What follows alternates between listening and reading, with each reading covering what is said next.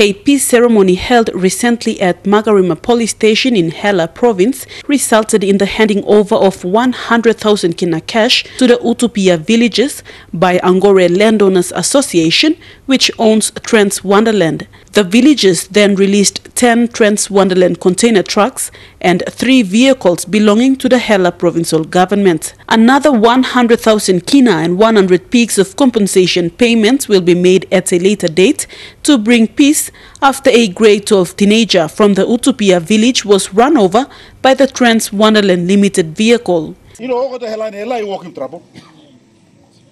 Because Allah who said is supposed to pay this like compensation. All the street in this heavy area. So now you block the road.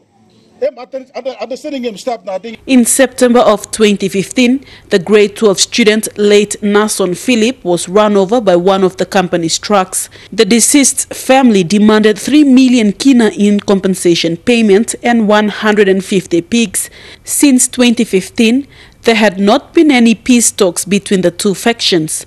Last month, the Utupia landowners impounded the trucks to get the attention of authorities and parties involved in the accident. The 100,000 kina given is a bail call payment made to have peace and mutual understanding before the real payment is made.